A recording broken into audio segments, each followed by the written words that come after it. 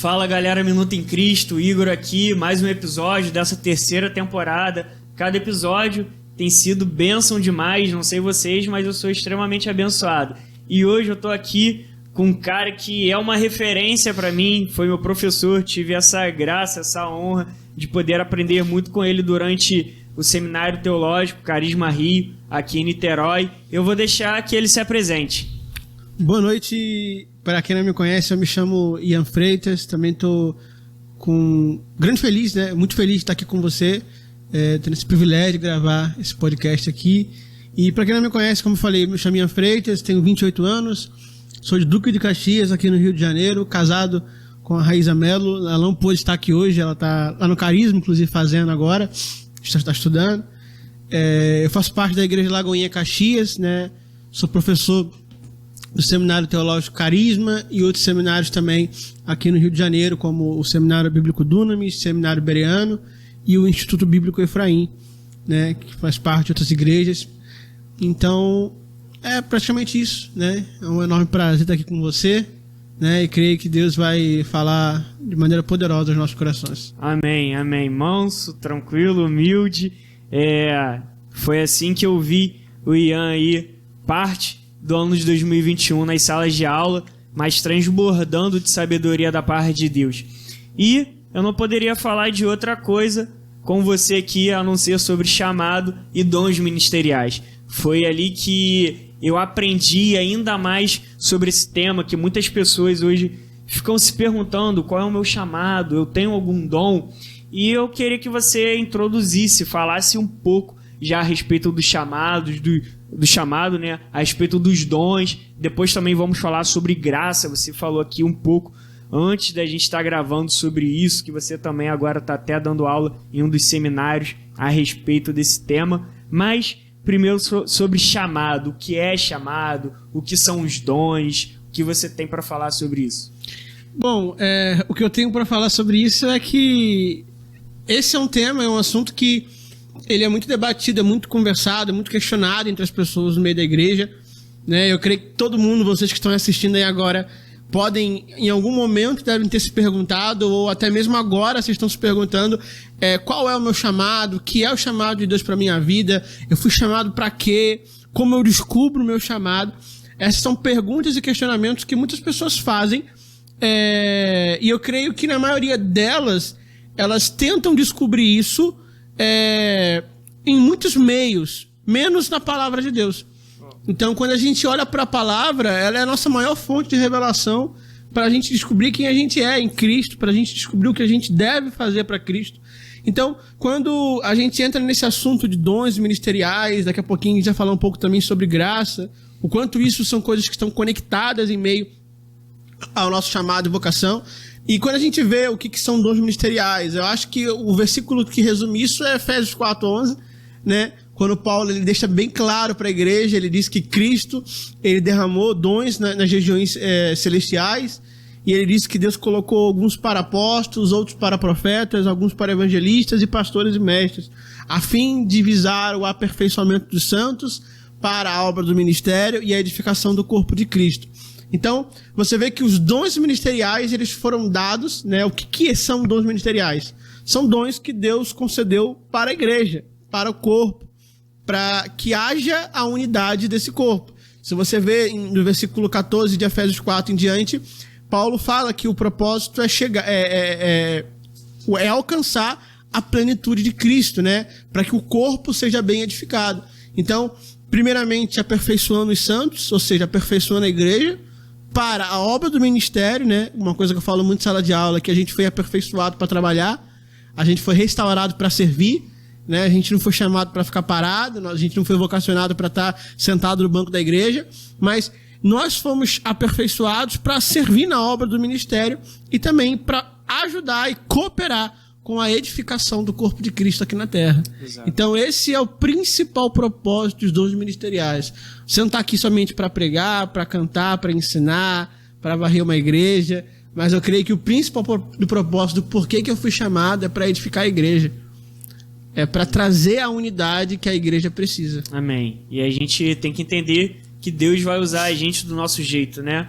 A gente não precisa tentar ser igual ao outro. É algo que você também trouxe para a sala. E eu trouxe aqui meu caderno. Eu estava tentando fazer algumas anotações a partir dessa matéria. Abri meu caderno lá e lendo cada coisa aqui. Fiquei relembrando as aulas. Eu falei, vou levar meu caderno e vou lendo algumas anotações que eu fiz. Uma delas é, existe diversidade na unidade, né? E embora o corpo seja um, tem muitos membros com muitas funções. E a gente precisa entender, foi como você falou, a gente precisa exercer o nosso papel no corpo de Cristo, né? Com o propósito de glorificar a Deus, de alcançar pessoas, e entendendo que Deus ele vai me usar do meu jeito, cada um com a sua particularidade. E aí já entra também outra questão, que é vocação e chamado. A vocação é diferente do chamado. Eu quero que você fale o que é vocação e o que é chamado. Para mim poder entrar nesse assunto, né, para a gente poder falar um pouco sobre vocação, sobre chamado, você também deixou bem claro aí a respeito da diversidade que há no corpo, né, embora ele seja ele é um corpo diversificado, né, nosso corpo não é feito somente de mão, não é feito somente de pé, e cada membro opera na sua função, e cada membro tem o seu valor dentro do corpo. Então, realmente, nós precisamos, primeiramente, para entender chamado e vocação, eu preciso aceitar quem eu sou. Eu preciso parar de olhar para o que o outro é, preciso parar de olhar para o que o outro tem, e preciso entender o valor único que Deus me deu quando Ele me chamou. Então, Deus me chamou para algo, Deus me chamou para um propósito, eu preciso entender que Ele vai me usar do jeito que eu sou. Ele vai me usar da forma que Ele me escolheu para ser. E eu creio que isso é fundamental para que eu possa crescer no meu chamado. E porque enquanto eu ficar olhando para o quanto o outro faz, pelo quanto o outro é bom, pelo quanto o outro sabe fazer, eu nunca vou fluir naquilo que Deus tem preparado para mim. Por quê? Porque eu olho mais para o outro, eu olho mais para aquilo que Deus deu para o outro do que aquilo que Deus está dando para mim. Então, eu creio que esse entendimento ele é fundamental, de entender que eu tenho uma função no corpo, que eu tenho uma função na igreja. Então, por exemplo, eu sempre digo, quando Paulo diz lá em 1 Coríntios 12, quando ele fala que aqueles que para nós são os menos decorosos, são aqueles que mais merecem honra, ou seja, aqueles que pra gente menos tem honra, menos tem valor, para Deus é aquele que mais tem honra. E é até uma coisa que você cita em sala de aula, né, que a gente tem o costume de achar que aquilo que é aparente é aquilo que faz sucesso, é aquilo que tá dando certo, né? É aquilo que funciona. Então, o exemplo que eu sempre dou é o seguinte: se você corta a sua mão, você consegue viver sem sua mão. Se você perde um pé, você consegue viver sem um pé. Agora, se você perde o coração, você não consegue viver. Se você perde o pulmão, você não consegue viver. E são partes do corpo que estão dentro e não estão fora. Não tem uma amostra, porém, eles são vitais para o funcionamento do corpo. Então, nem sempre aquilo que está exposto é vital. Nem sempre aquilo que é aparente é fundamento. Então, nós precisamos focar naquilo que é o fundamento de Deus para a nossa vida. Daquilo que é base, daquilo que Ele realmente se interessa. Então, quando a gente, a partir dessa linha de raciocínio, a partir desse assunto, a gente pode entrar nessa questão de chamado e vocação. Porque a primeira coisa que a gente precisa entender é o que é chamado. Né? Existe uma confusão muito grande na igreja quando a gente fala a respeito do que a gente é e a respeito do que a gente faz. Paulo, lá em Efésios 4:1, ele diz: eu rogo a vocês que andem de maneira santa, de maneira digna da vocação para a qual foram chamados. Então, a primeira coisa que a gente vê aqui de forma clara é que existe uma diferença entre vocação e chamado. Embora sejam coisas que andem juntas, elas, por si só, são distintas na sua forma de operação. Chamado é uma coisa, vocação é outra. 2 Timóteo 1:9, Paulo diz para Timóteo: aquele que vos salvou também vos chamou para uma santa vocação, não em virtude das suas obras, mas por meio da própria determinação e graça e propósito daquele que os separou. Então você percebe que ele me salvou, me chamou e me vocacionou. Então, novamente, aqui Paulo colocando três coisas distintas, né? Embora aqui ele fale um pouco sobre salvação, mas ele também impõe o chamado e vocação. E sempre quando eu olho para a palavra chamado, a gente precisa entender, como eu falo em sala de aula, a gente precisa primeiramente compreender o significado dela, né? E o significado da palavra chamou na Bíblia, de chamado, ela vem da origem do grego, né? Inclusive do dicionário de Strong, do léxico grego, que vem da palavra kalel. E a palavra grega kalel, ela significa chamar em alta voz ou chamar pelo nome. Ou seja, quando Deus ele faz o chamado para o homem, é Deus chamando o homem pelo que ele é e não pelo que ele faz. É Deus chamando o homem pela sua identidade. Qual é o maior exemplo bíblico disso? Gênesis, capítulo 3, se eu não me engano, versículo de número 8 ou 9. Eu não lembro diretamente o versículo, mas eu tenho certeza que está no capítulo 3. Que Deus diz assim: e Deus chamou o homem e disse: Adão, onde você está? Depois que Adão e Eva pecaram, Deus ele se apresenta no jardim e ele chama o homem. E Deus ele sabia o que o homem tinha feito. Deus não estava querendo saber, porque Deus é onisciente. Mas Deus ele chama Adão. E como ele chama? Ele chama pelo pecado? Ele chama Adão pelo que ele fez? Não, ele chama Adão pela identidade, ele chama Adão pelo nome. Então ali o chamou, o kalel, ele representa isso. É Deus em alta voz, mostrando para Adão que independente do que ele fez, Deus ainda reconhecia quem ele era. Então, isso é fundamental para a gente entender. Chamado não tem a ver com o que eu faço. Chamado tem a ver com aquilo que eu sou. O chamado ele aponta muito mais para aquilo que eu sou em Cristo do que para aquilo que eu faço para Cristo. É por isso que muitas pessoas se perdem no ministério, porque elas tentam fazer as coisas para Deus sem primeiramente elas entenderem quem elas são. Elas querem servir, elas querem ser diácono, querem ser evangelista, querem ser profeta, quer ser tudo na igreja. Mas ela não sabe quem é. Ela não sabe aquilo que é o mais importante, que é a sua identidade. Sim.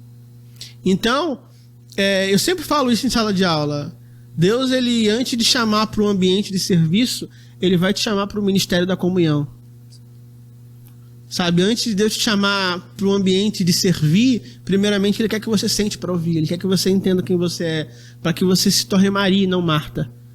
Sabe, para que você sente aos pés de Jesus para ouvir diretamente dele. E você não fique preso no ativismo religioso, como Marta ficou, e o pior, se incomodando com o que o outro está fazendo. E o que eu mais acho interessante é a resposta de Jesus que Jesus dá para Marta, quando ela fala: Marta, Marta, Maria escolheu a melhor parte, e isso não será retirado. Igor, eu li esse texto tem poucos dias, e eu li esse texto de uma maneira diferente.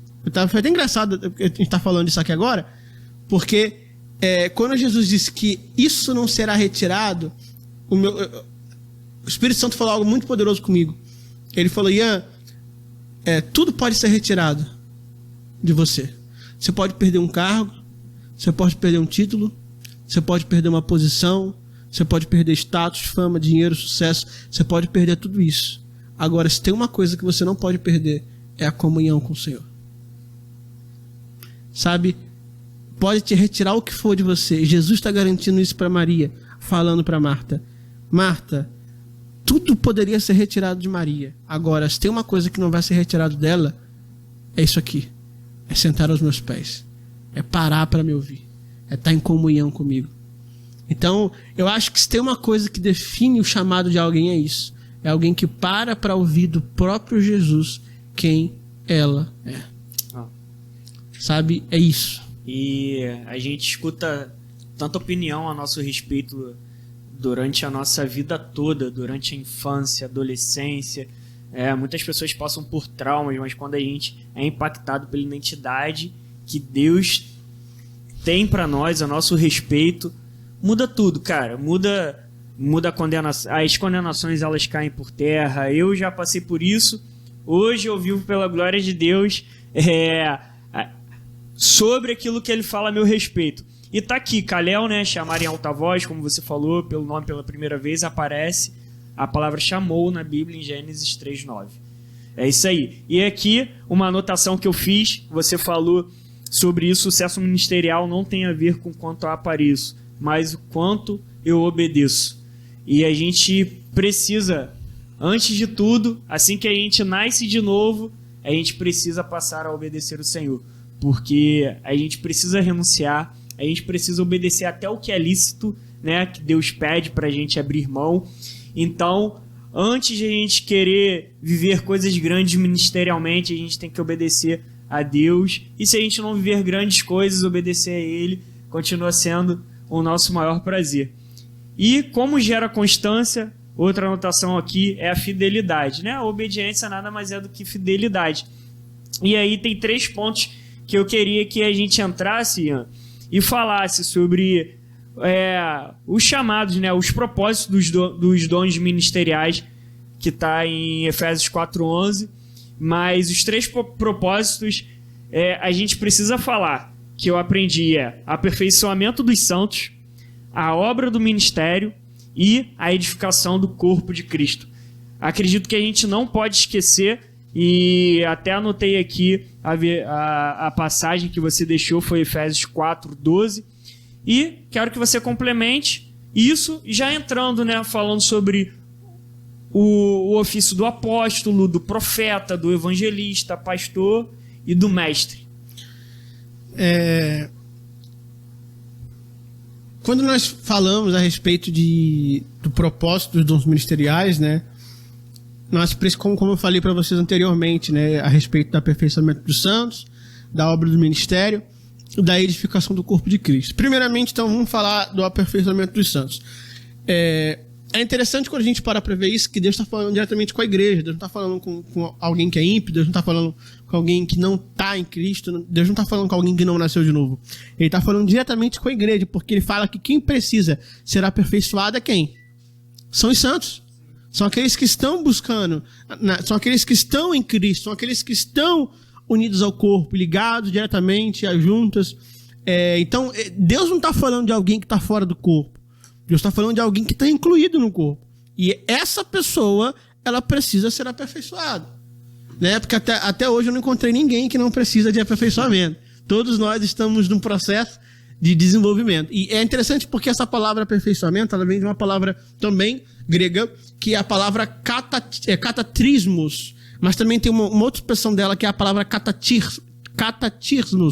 É uma palavra um pouco difícil de ser pronunciada. Mas catatrismos no grego significa a restauração, né, de ossos, que era uma palavra muito utilizada dentro do âmbito médico naquela época, quando alguém chegava com ossos quebrados e aquela pessoa precisava de uma restauração, né, de um aperfeiçoamento naquele lugar que foi quebrado. Então, nós chegamos na igreja assim, nós não chegamos completos, nós não chegamos maduros. A gente não chega na igreja pronto. A gente chega precisando de aperfeiçoamento. Sim. A gente chega precisando de restauração, precisando de desenvolvimento, precisando ser amadurecido. E isso é uma coisa que vai para a vida toda. Né? A gente não para de ser aperfeiçoado. Isso aí. E por isso que a gente precisa entender que dom ministerial não é um cargo, né? Não é uma função, não é uma escada hierárquica ali, exato, né? Então a gente precisa entender, cara, tem gente chegando agora, pô, eu reconheço que tem um pastor também, vai do reconhecimento do novo convertido, em reconhecer a unção, né? Honrar a liderança, mas também tem a parte do líder em entender que ele não está ali porque é um cargo, né? Uma profissão, não ver por esse lado, senão não vai acontecer essa primeira etapa, aperfeiçoamento dos santos. Nós não seremos aperfeiçoados se não houver esse entendimento. Exato, até porque quem tem o propósito de gerar o aperfeiçoamento são os dons ministeriais. Sim. Então, vamos ser um pouco mais claro, a gente está falando da liderança da igreja, do pastor, do apóstolo, do profeta, do evangelista, do mestre, de pessoas que estão envolvidas diretamente com o ensino, doutrina, construção, exortação e edificação da igreja. Então, esses 5 ministérios estão envolvidos com isso. E é uma coisa que eu sempre falo. A Bíblia está mostrando esses ministérios como base. Então, base tem um propósito de sustentar, de ser alicerce, de ser o sustento que a igreja precisa. Então, é esses dons que vão segurar as pontas quando a coisa estiver feia. Quando o membro quiser sair, quando a igreja estiver passando por um problema. São eles que vão segurar o povo, que vão segurar aqueles que estão precisando ser aperfeiçoados. É por isso que eu sempre digo, né, que ministério, que o dom não é uma cobertura, porque cobertura limita, né? O dom é uma base, e a base sustenta. Tem muita gente que tenta ser cobertura sobre a vida do outro, não para poder sustentar, mas para poder manipular as pessoas. Mas eu vejo que a Bíblia nos chamou para ser suporte. Paulo mesmo diz, no começo do capítulo 4 de Efésios, ele fala, suportando uns aos outros, no sentido de serem suportes, né, para as pessoas, para que haja unidade, para que vocês vivam na comunhão do Espírito. dentro da igreja. Então, esse é o propósito dos dons, é gerar o aperfeiçoamento dos santos. Para quê? Para que a igreja cresça em maturidade, para que a igreja cresça unida dentro desse fundamento. E logo após vem a obra do ministério, né, que já é o segundo propósito. Então, e como eu falei para vocês anteriormente, a gente foi restaurado para trabalhar, né? Deus não quer pessoas passivas na igreja, Deus quer pessoas que são ativas. Se eu desejo que Deus dê crescimento para mim, eu tenho que fazer alguma coisa, né? 1 Coríntios 3, a partir do versículo 6, Paulo diz, né, que eu plantei, Apolo regou e Deus deu crescimento. Mas por que Deus deu crescimento? Porque Paulo fez alguma coisa e Paulo também fez a parte dele. Quer dizer, Paulo fez alguma coisa e Apolo fez a parte dele. Então, cada um teve um propósito na cooperação para que Deus pudesse dar o crescimento para a igreja. Então, Deus vai fazer a parte dele? Vai. Mas eu também preciso fazer a minha. Porque senão não tem como ter crescimento. Então, existe a obra do ministério. O ministério, ele é uma obra, é algo que precisa ser edificado. Quem trabalha em construção sabe muito bem como é que é.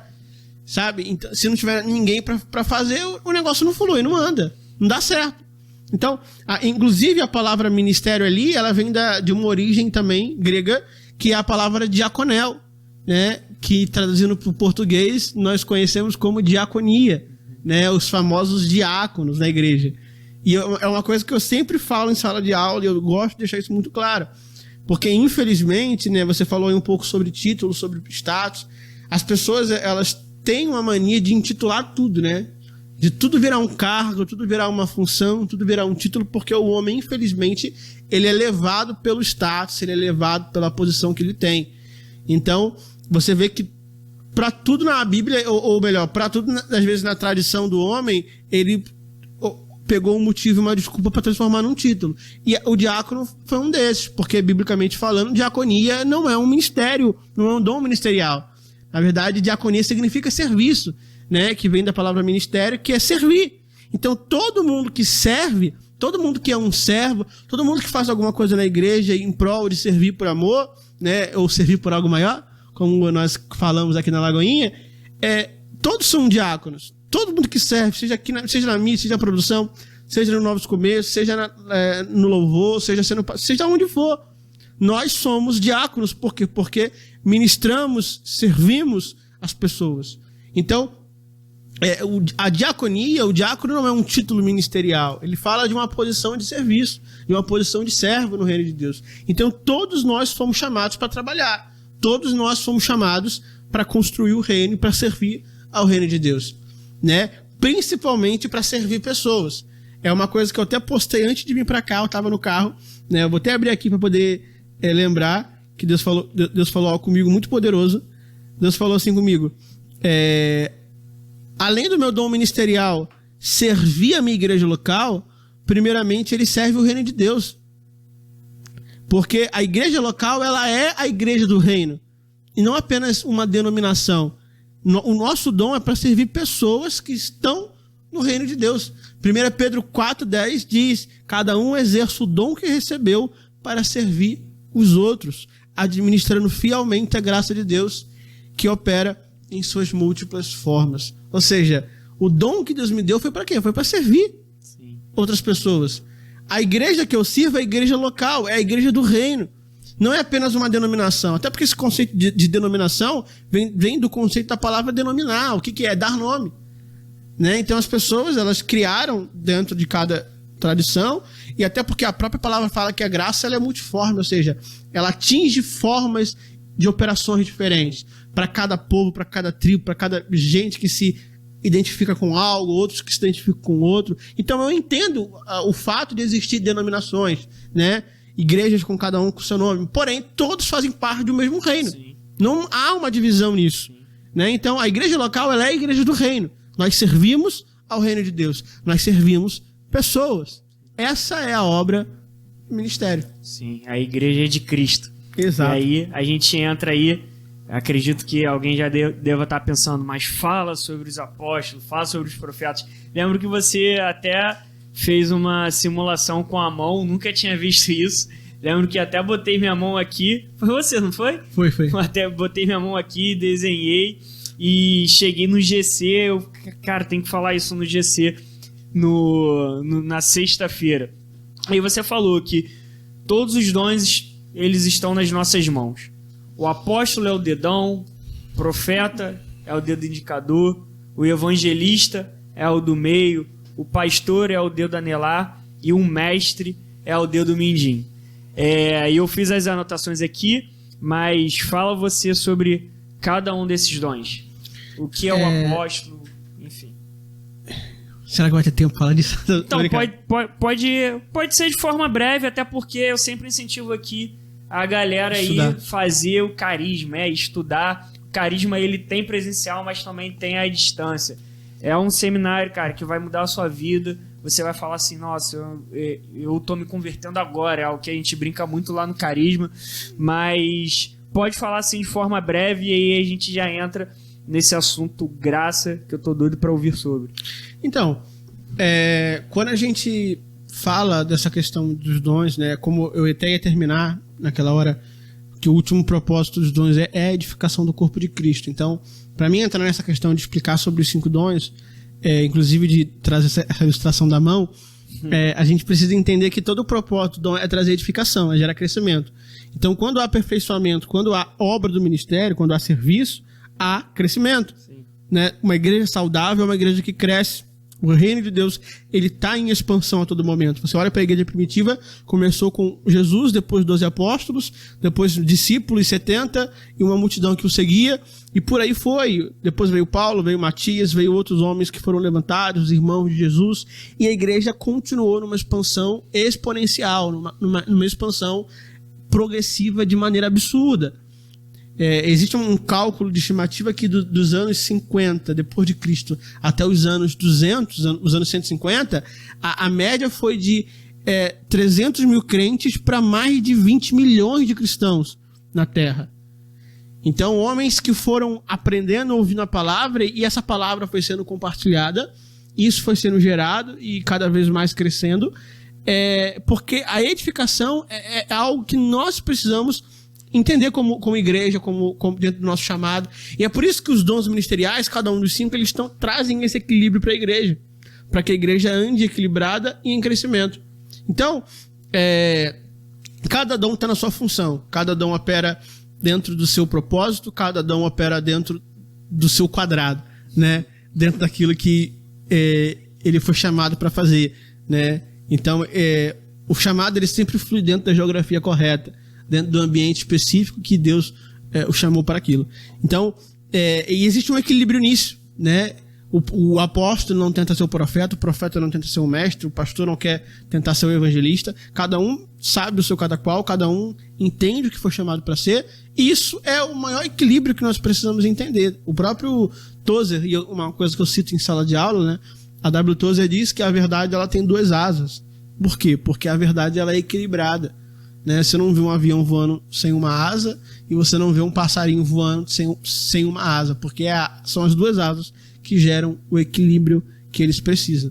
Então a verdade bíblica ela é equilibrada, todo conceito de doutrina, qualquer coisa que Deus estabeleça para a igreja gera equilíbrio, e os dons estão aqui para isso.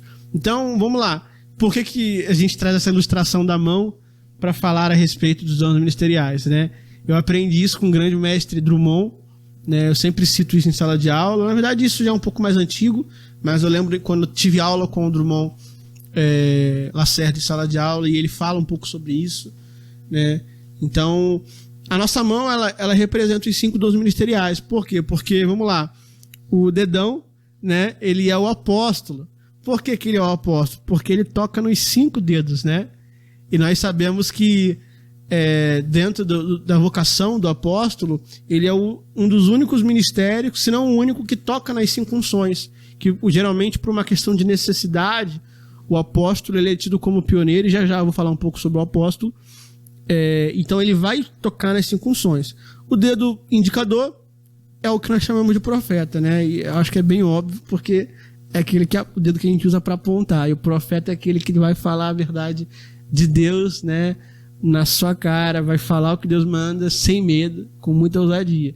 O dedo médio é o evangelista, porque é o maior dedo da nossa mão, né? Mas pelo menos é assim que eu espero que seja. É o maior dedo. Alcance. porque ele tem um maior alcance. Então, geralmente, o evangelista é aquele que tem uma unção para ganhar pessoas, para alcançar pessoas. Então, o alcance que o evangelista tem é muito maior que qualquer outro dom ministerial. Isso não tem a ver porque ele é bom fazendo o que faz. Não, tem a ver por causa da unção de Deus que está sobre a vida de um evangelista. O dedo anelar, né, que é o pastor, e é o dedo, inclusive, que representa a aliança. Por exemplo, quando casamos, colocamos a aliança no dedo anelar, porque o pastor, biblicamente falando, ele tem um símbolo de aliança muito forte com Deus. Então, nós vemos o coração de um pastor, a Bíblia fala muito sobre o coração de um pastor, inclusive, de acordo com a medicina, se não me engano, o dedo anelar, essa parte, corre uma veia que ela vai até o coração, e, enfim, tem essas questões. E o dedo midinho é o dedo que representa o mestre. E por que o dedo mindinho representa o mestre? Eu sempre gosto de falar isso, né? Brincar. Porque, vamos lá, quem aqui nunca coçou o ouvido na hora de, sei lá, tá coçando, você usou o dedo mindinho pra coçar e tal. Gente, se você nunca fez isso, que você atira a primeira pedra aí que tá escutando agora, né? Porque em algum momento da sua vida você fez isso. Você não pode dizer que não fez. Por quê? Porque o dedo mindinho é aquele que tem um fácil acesso ao seu ouvido. Então, geralmente, quando tem alguma coisa, você vai acessar com ele, você vai tentar tirar, né? Não estou falando de limpar o ouvido com o dedo, não, porque a gente é higiênico, em nome de Jesus, né? A gente usa cotonete, a gente usa meios para isso, mas todo mundo crê que aqui já usou o dedo mindinho alguma vez para tirar alguma coisa do ouvido. Então você vê que ele tem uma facilidade maior para entrar no seu ouvido. E o mestre, ele é assim, ele é alguém que tem uma unção, uma vocação, uma sabedoria para entrar no seu ouvido, para te fazer ter um entendimento de coisas que às vezes você nunca teve. Você deve estar ouvindo aqui agora, e talvez um dia você teve uma aula com alguém, com algum mestre, com algum professor, ou até aqui agora nesse momento, e você está falando, caraca, como eu nunca entendi isso, né? Um simples versículo que durante muito tempo gerou tanta confusão, e agora minha mente se abriu para aquilo. Então o mestre, ele tem uma unção para isso, para gerar clareza. Então essa é a representatividade da nossa mão dentro dos dons ministeriais. Aí vocês viram que sobre o mestre ele se empolgou mais, falou mais, né? Ele deu aí mais uma engrossada no caldo, mas muito, muito justo, né? Tô aqui de frente com o mestre. Eu, por exemplo, me identifico e tenho essa convicção da vocação do evangelismo, e todos os dons eles são lindos, mas o evangelismo, para mim, o evangelista é o mais lindo de todos. Eu costumo dizer que todo mundo é evangelista, todo aquele que nasceu de novo é um evangelista, né? Porque é o nosso papel estar levando o evangelho de Cristo. Então, vamos falar agora um pouco sobre a graça? Vamos. Antes da gente falar sobre a graça, deixa eu falar um pouquinho, já que você é evangelista, deixa eu tocar um pouquinho nesse ministério. É claro que a gente não vai ter tempo aqui para falar de todos os dons ministeriais, porque isso em sala de aula a gente leva mais de 2h30 para poder falar desse assunto, né? Mas, inclusive, se você estiver interessado em aprender um pouco mais, como o Igor indicou, vai para o Carisma, né? Ou então pega a Bíblia, pesquisa. Você tem internet aí para isso hoje em dia. O que não falta para você é conhecimento para a internet, mas também toma cuidado, né? O lugar que tu pesquisa aí. Mas, enfim, o evangelista é um das vocações ministeriais que são bem intrigantes para mim, porque ele tem um chamado, ele tem uma unção específica para fazer aquilo que todos foram chamados para fazer. Qual é a diferença do evangelista para mim? É que ele flui dentro de uma unção. E qual é o chamado, qual é o intuito, o que Deus chamou todo mundo para fazer? Pregar o evangelho. Todos fomos chamados para anunciar o evangelho. Marcos 16 diz, pregar o evangelho a toda criatura. E qual é a diferença de mim para o evangelista? É que o que ele faz com uma unção específica para aquilo. É por isso que quando você vê um evangelista pregando, você vê a facilidade que ele tem para alcançar pessoas por meio do sermão que ele disse. Às vezes um mestre, ele gasta horas ensinando e construindo uma doutrina. Aí vem o evangelista, em 1 minuto ele fala de Jesus e 10 pessoas vêm na frente para querer ter um novo começo, para querer aceitar a Cristo. Por quê? Porque eu tô falando de uma unção, eu tô falando de alguém que não precisa de muito para falar. Ele precisa somente de uma palavra, ele precisa de um poder que ele carrega, e já a gente vai falar um pouco sobre isso, que poder é esse, né? Que unção é essa. Então o evangelista, ele é alguém que flui dentro do chamado, dentro de uma unção específica para alcançar pessoas. Um grande exemplo disso que nós vemos na Bíblia é Filipe, inclusive eu falo muito dele em sala de aula. Filipe, em Atos 6, Atos 7, ele foi ordenado a diácono para servir a mesa, foi levantado junto com Estevão, antes de Estevão morrer e falecer. Ele entra para o ministério do serviço à mesa, da diaconia, e em Atos 8, quando Saulo, né, ele começa a perseguição, a liderar a perseguição contra a igreja é dispersada pelas regiões de Samaria e da Judéia, e a Bíblia diz que Filipe, ele também foi dispersado entre os diáconos, e ele vai para Samaria, e Atos 8 diz que ele começa a pregar a palavra, e a multidão começa a ouvir Filipe de forma unânime, e todo mundo parado, com os olhos, focados, com os ouvidos atentos para aquilo que Filipe estava pregando. E a Bíblia diz em Atos 8 que havia multidões e milagres aconteciam, enfermos eram curados, demônios eram expulsos da vida das pessoas, e por onde Filipe passa, a cidade é transformada por meio daquilo que ele carrega. A ponto de Atos 8,14 dizer que os apóstolos em Jerusalém ouviram falar do que aconteceu em Samaria e mandaram Pedro lá para ver o que estava acontecendo. E você vê que essa é uma marca muito grande do ministério do evangelista, é carregar multidões. A pessoa que realmente flui no chamado evangelístico e ela realmente se entrega para isso, tem uma certeza. Ela vai gerar multidão, ela vai carregar a multidão, ela vai operar nos milagres. Os sinais seguem o evangelista, né? O dom de curar, a operação de maravilha, o dom especial que a fé que nós chamamos lá de 1 Coríntios 12, são marcas evidentes dentro do ministério do evangelista. Então, nós vemos que isso é algo fundamental que a Bíblia nos garante. Então, nós temos exemplos bíblicos de pessoas que fluíram nesse chamado, nessa vocação e foram sobrenaturais. Belo demais, né? Hoje a gente tem um grande evangelista, que inclusive é o nosso pastor, você vê, né? Ele Exato. fala um A, vem... Eu sempre vem centenas de pessoas aceitar Jesus. Isso, eu sempre achei isso interessante porque uma vez eu fui no culto, né, que o pastor Felipe, ele não estava pregando, era um outro pregador, eu sempre conto em sala de aula, aí ele fez o apelo no final, veio mais ou menos umas 10 pessoas na frente, aí o pastor Felipe subiu, pegou o microfone e começou a fazer o apelo de novo, gente, de repente parecia ter um arrastão, uma multidão vindo pra frente, e quase 50, 60 pessoas lá aceitando Jesus. E eu falo, gente, o que esse cara carrega? E hoje eu entendo que é a unção de Deus na vida dele, né? Existe uma unção de evangelista quando ele prega, quando ele sobe ali, quando ele flui daquele jeito. E essa é uma marca muito grande de alguém que tem o chamado do evangelista. Glória a Deus. Vamos falar agora sobre graça. Não podia esquecer, né? Eu também tive aula com você discipulado. Acredito que cabe em outro encontro.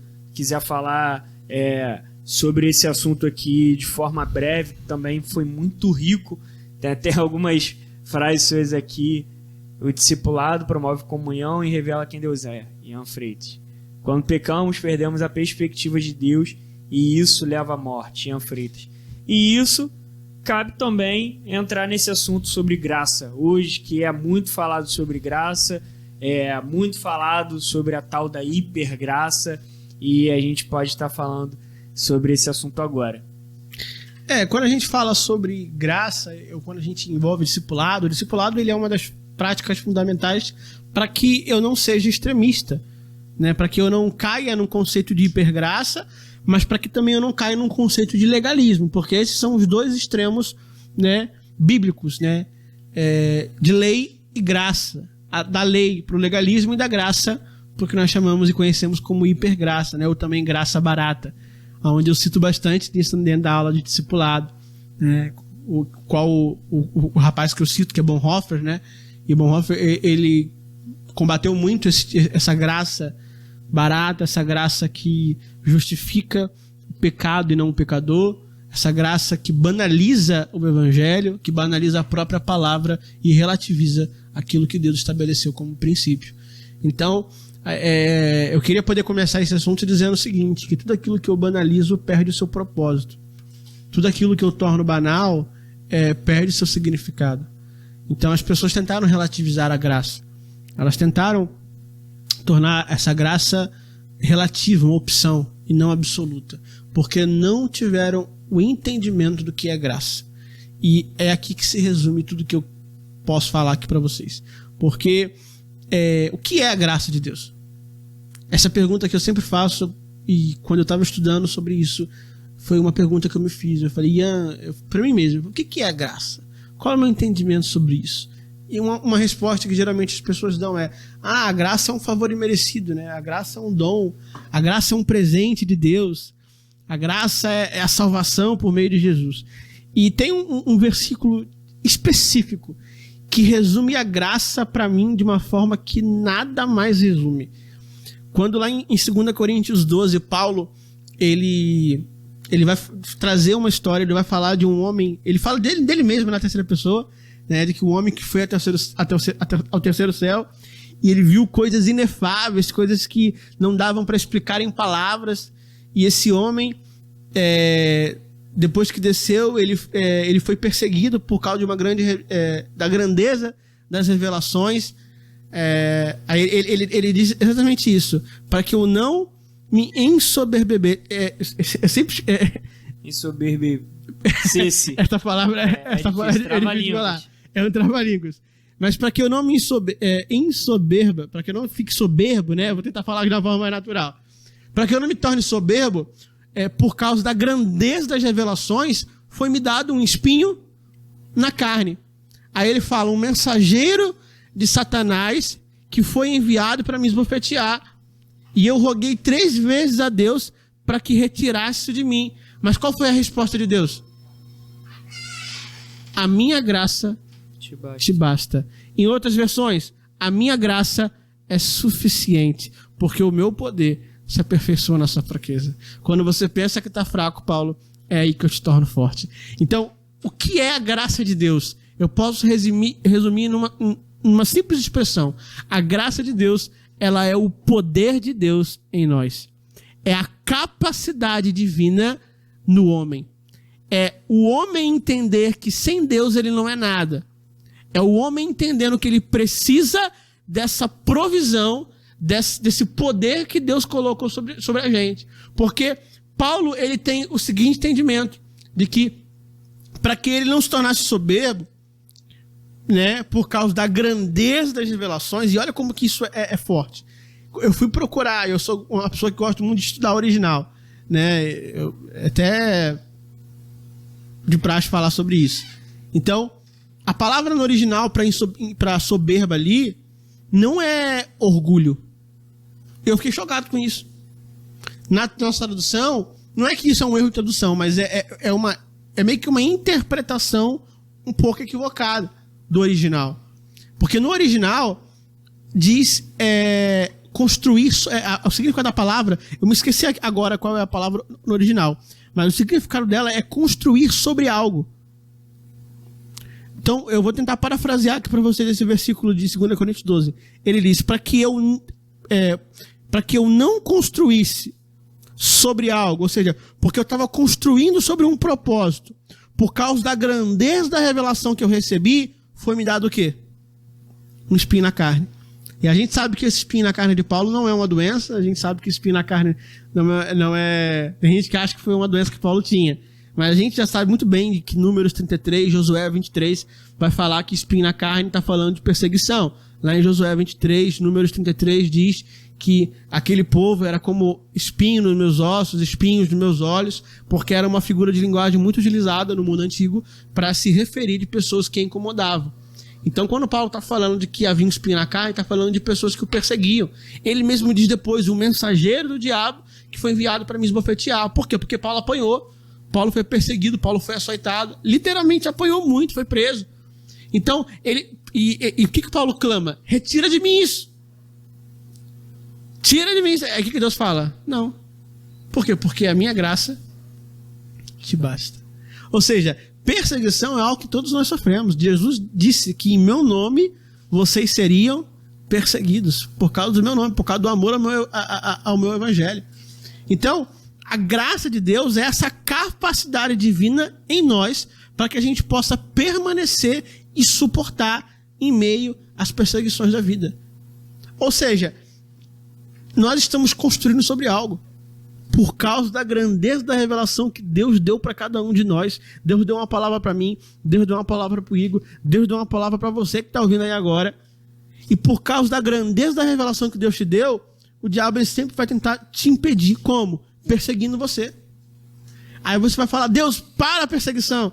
Aí Deus vai falar, fica tranquilo, porque a minha graça te basta. O meu poder se aperfeiçoa aonde você é fraco. Porque quando para você não dá mais, é aí que eu começo.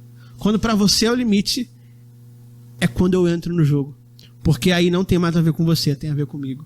É por isso que a graça foi dada para que ninguém se glorie. Porque se você tivesse motivo para se gloriar do que você faz, não seria graça, seria obra. Seria seu esforço, seria legalismo. Então a graça de Deus, ela é o poder de Deus em nós. Mas, mais do que isso, nós precisamos entender que a graça, ela não apenas precisa ser ouvida, porque tem muita gente que ouve sobre graça por aí. Mas a gente precisa entender o que é graça. E eu até separei um versículo aqui, de Colossenses 1.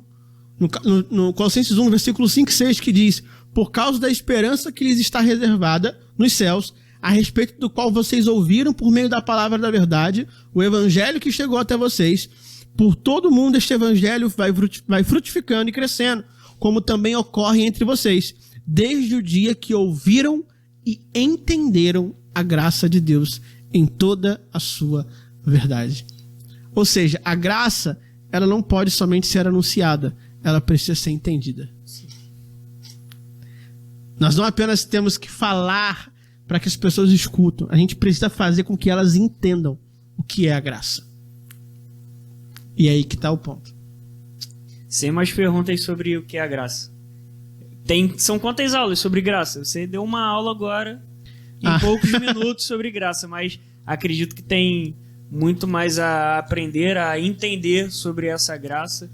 Com certeza, é um assunto muito vasto. Eu estou lá no seminário, terminando agora, amanhã, a aula sobre isso, e eu não sei nem como vou terminar a aula, porque é tanto assunto para falar, sabe?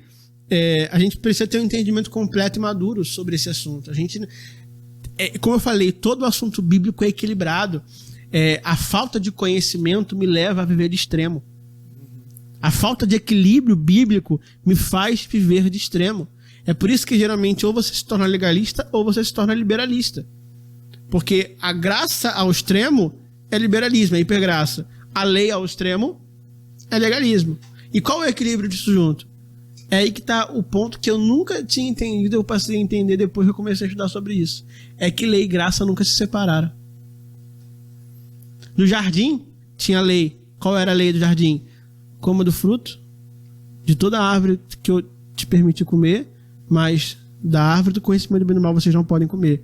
Ou seja, quando a gente fala de lei, que vem de uma palavra grega que é a palavra nomos, que significa uma ordem estabelecida, né, um decreto estabelecido por Deus, ele deixa um princípio para que Adão e Eva possam seguir. E qual era esse princípio? Comam desse fruto, de todo o fruto do jardim, que eu liberei, mas da árvore que está no meio, do conhecimento do bem e do mal, vocês não podem comer. Então a lei é um padrão moral de Deus para o homem, para que ele ande e para que ele saiba o que é certo, o que é errado, segundo a ótica de Deus. Então havia lei no jardim, mas o homem não vivia pela lei no jardim, porque o homem no jardim era totalmente dependente de Deus, ou seja, ele vivia pela capacidade de Deus nele, graça. O homem no jardim ele era dependente de Deus. Aqui a gente vê um equilíbrio de graça e lei. O homem tendo um estatuto, tendo um padrão moral, porém não vivendo com base no próprio esforço, mas sim vivendo com base na graça de Deus, no poder de Deus que estava sobre a vida deles. Glória a Deus, muito, muito profundo mesmo, muito forte. Falamos aqui sobre Judas, melhor não, né? Podcast. A anotação aqui. Esse assunto Esse assunto você só vai descobrir lá no Carisma mesmo, ou conhecendo aí o Ian, porque é um assunto também profundo a respeito aí dessa pessoa que andou com Jesus. Bom, você trouxe aí dois livros, né, para indicar. Fique à vontade em falar sobre cada um deles. Se você quiser falar mais alguma coisa antes da indicação desse livro, também fica à vontade. Então, é seu. Sim, eu creio que só pra gente poder encerrar, antes de eu indicar, né, esses dois livros aqui maravilhosos, eu tenho que deixar, como eu falei, eu ia trazer todos os meus livros de casa, né? Antes ia chegar aqui com a biblioteca. Deixa eu até mostrar rapidamente esse livro aqui, né? O Chamado e os Dons Ministeriais, a habilidade de Deus na sua vida pode revolucionar o mundo. Do grande Drummond Lacerda, como ele citou, Braulio Brandão. É um livro que a gente recebe lá no Carisma dessa matéria. Continua sendo esse livro da matéria?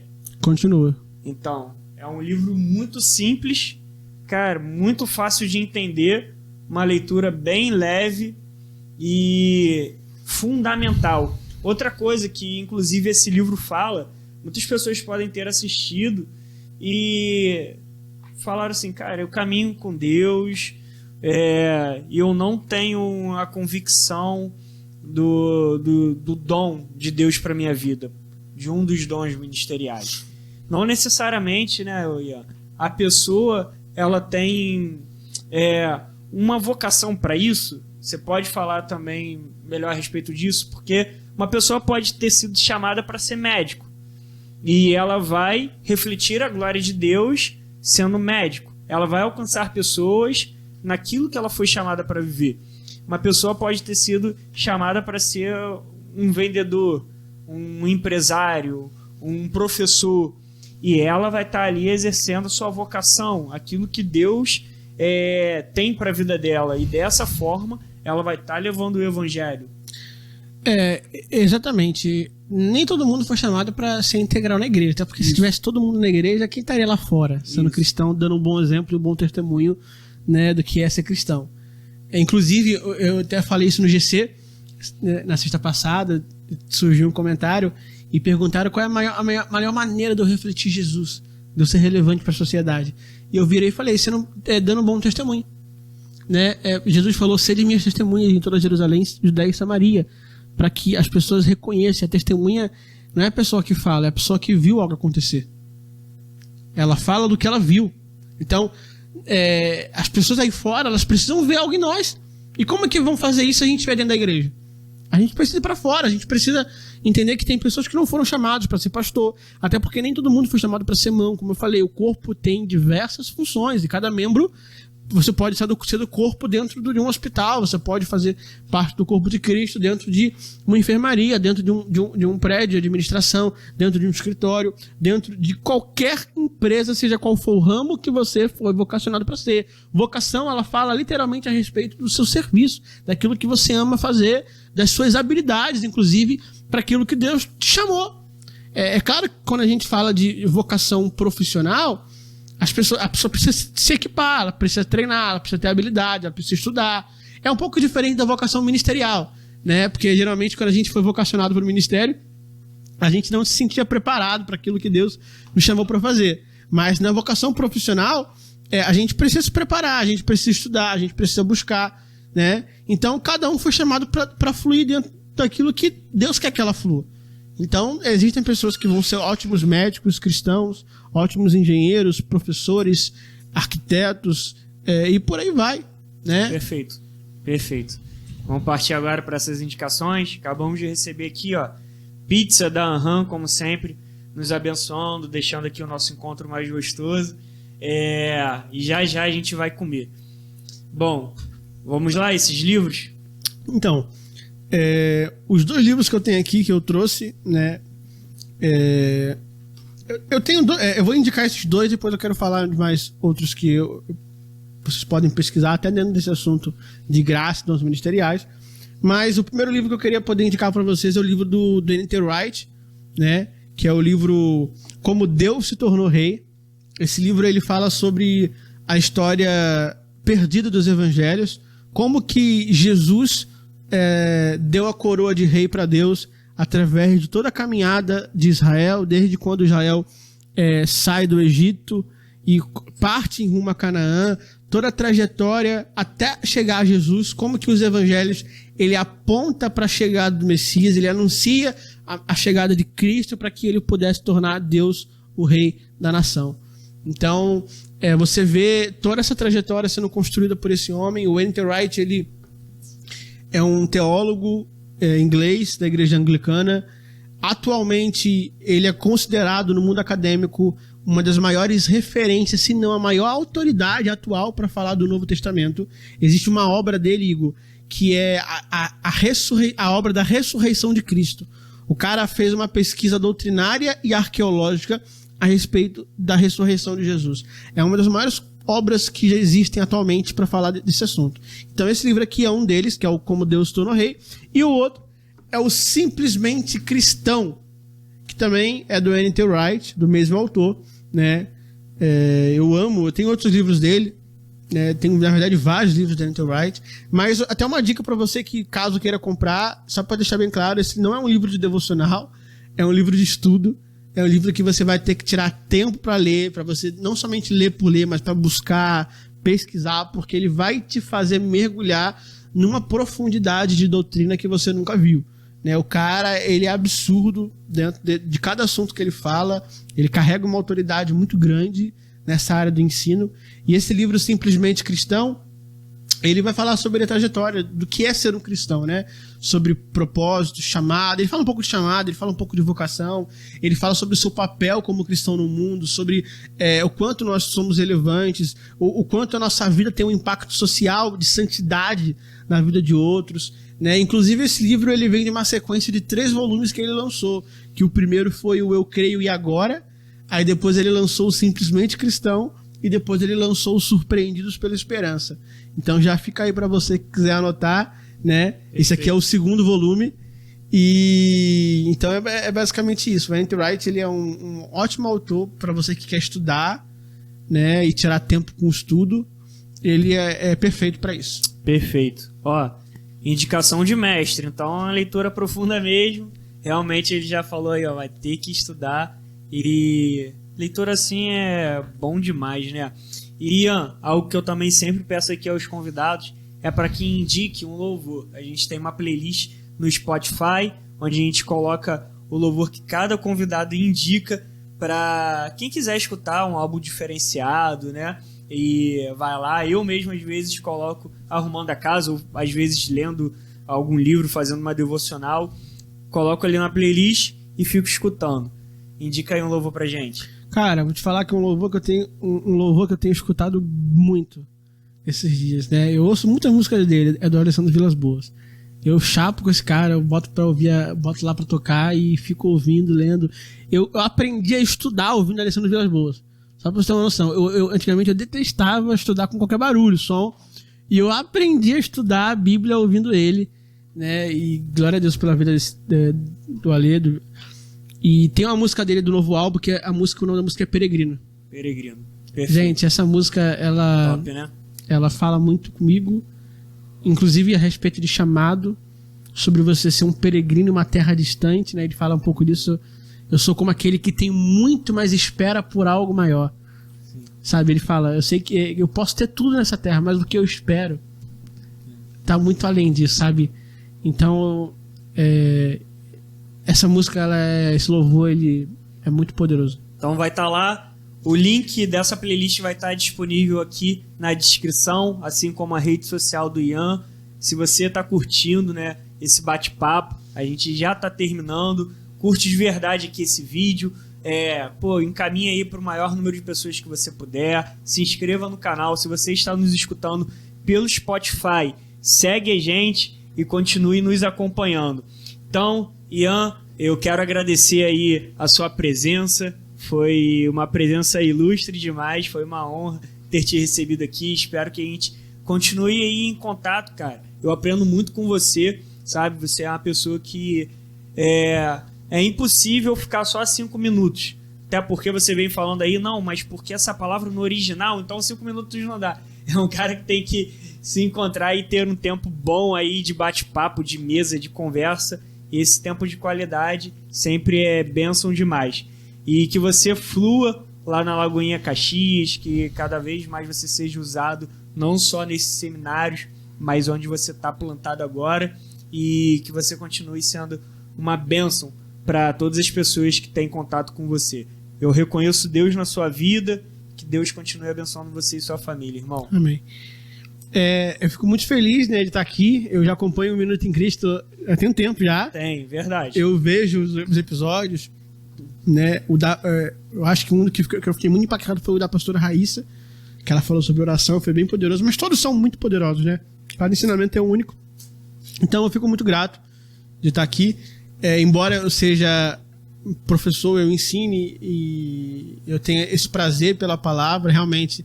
Mas o que eu sou apaixonado mesmo é por isso aqui, é tempo de mesa. Eu creio que a vocação pastoral ela ainda fala muito mais forte comigo do que a vocação de mestre. Né? Então, quando eu sento para falar, sem câmera, sabe? Sem precisar de microfone, se deixar de ter tempo para fluir, porque realmente isso é assunto que, gente, quando a gente começa a falar de Bíblia, se deixar a gente vira vigília, sabe? Sim. Fazer um podcast aí, fazer o vigília do Minuto em Cristo. Bora. Né?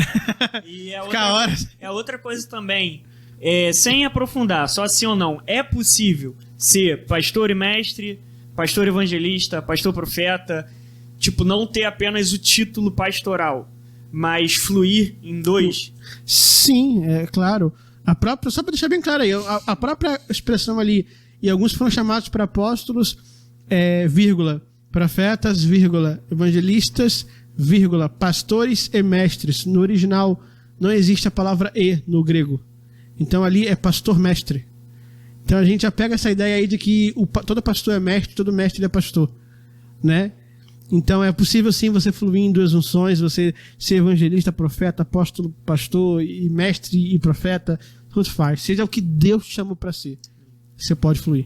Amém, glória a Deus. Mas só aquele que fluiu nesses 5 de forma plena foi Jesus, certo? Exato. E até Jesus, que fluiu nos 5, inclusive por uma questão de necessidade, porque não havia ninguém ainda, ele estava começando o reino, uma obra, mas o próprio Jesus não fluiu nos 5 de uma vez só, né? Ele flui nos 5, mas em cada ocasião específica, pela necessidade que ele estava atendendo naquele momento. Ele foi o apóstolo quando precisava de um apóstolo, ele foi o profeta quando precisava de uma inspiração, ele foi o pastor quando eles precisavam de cuidado, ele foi o evangelista quando eles precisavam ser alcançados, mas ele também foi o mestre quando eles precisavam de ensino. Então, Jesus ele carrega toda essa vocação e ele deixa isso como exemplo para mim e para você. E é isso. É isso. Assim a gente termina nosso podcast. Não deixa de curtir aqui e se inscrever, hein? E não se esqueçam, dele, por ele e para ele são todas as coisas.